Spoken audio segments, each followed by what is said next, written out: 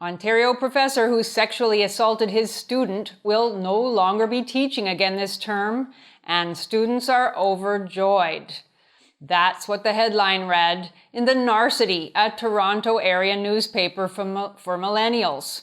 The story behind the false headline shows how fully universities have come under the sway of feminist hysteria, and it's my subject on today's Flamingo File.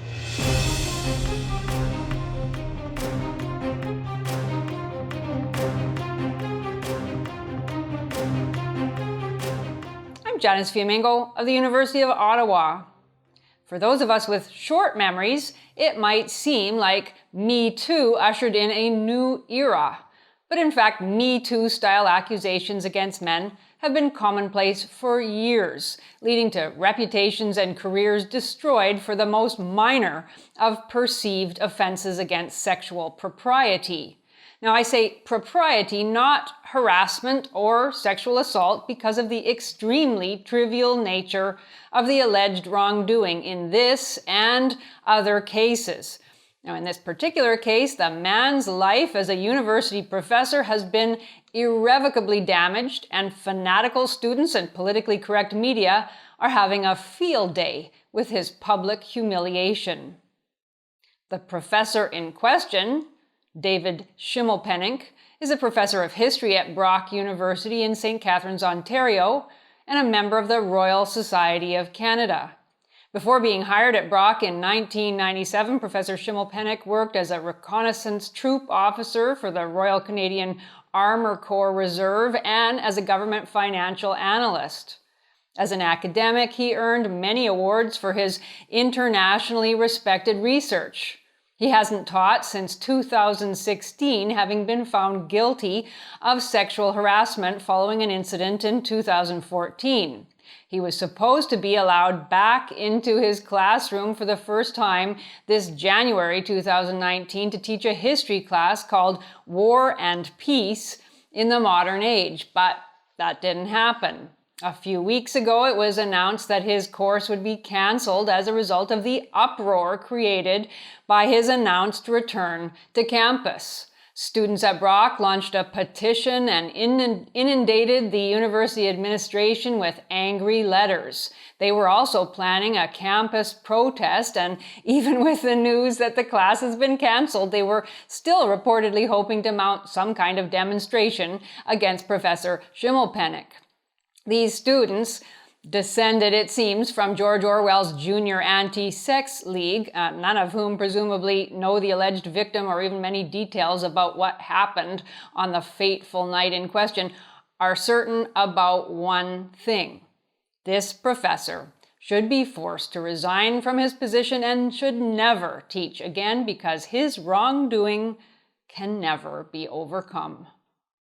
One of them is quoted in a news report as saying, quote, "When you overstep your boundaries of power, it's very difficult to step back from that," end quote.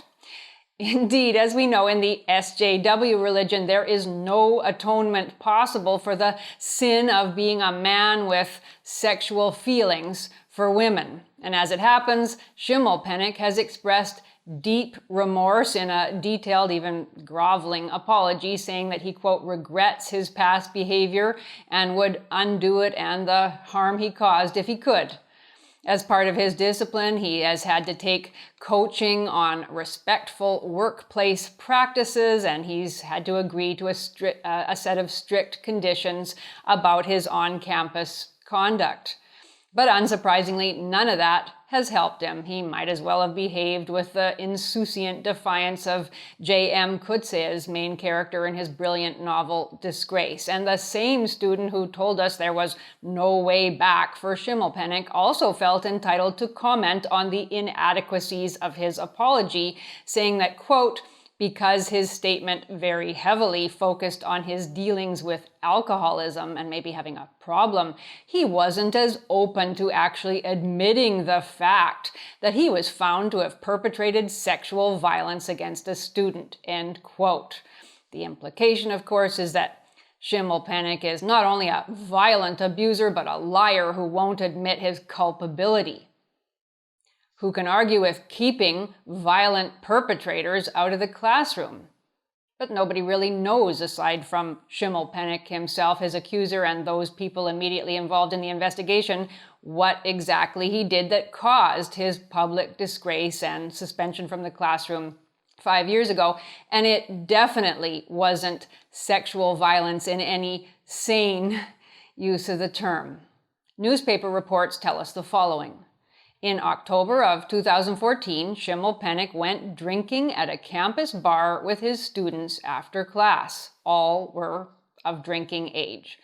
After the bar closed, a female student and a male student went back with him to his office to continue drinking.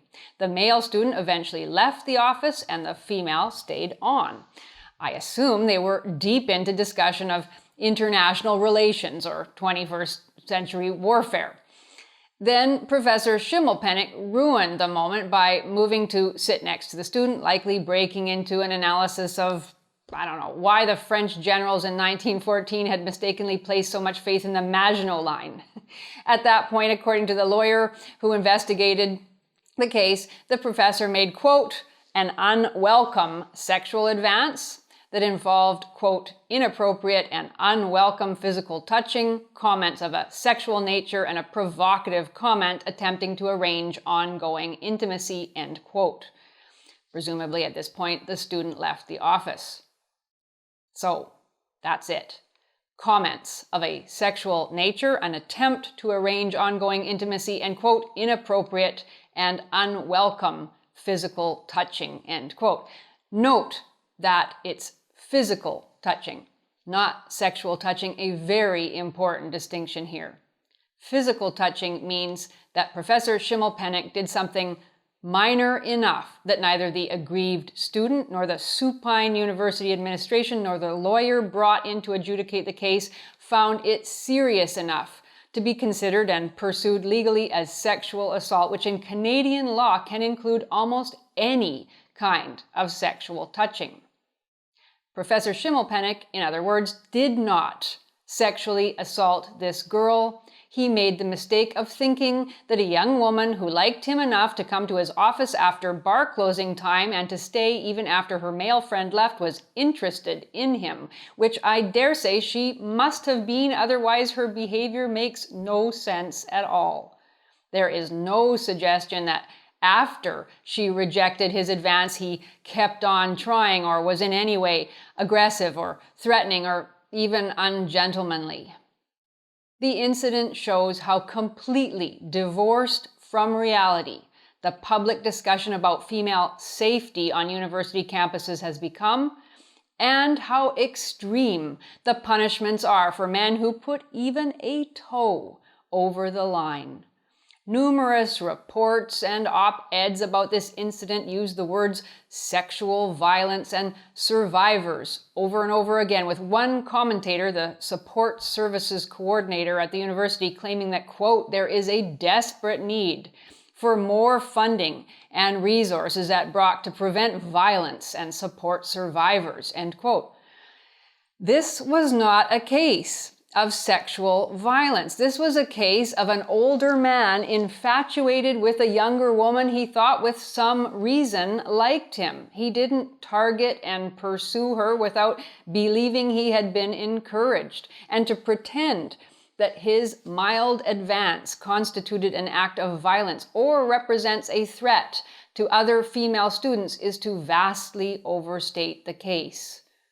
Moreover, the viciousness of Schimmelpenninck's persecutors and the manner in which the university administration and other commentators give them cover by pretending that safety is at issue are frankly nauseating and make it impossible for me to say, as I'm supposed to say at this point, that feminism harms women by infantilizing them.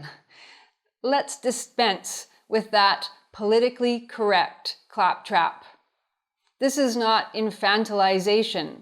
This is deification, the making of women into goddesses whom no male mortal can approach without their permission upon pain of essentially reputational death.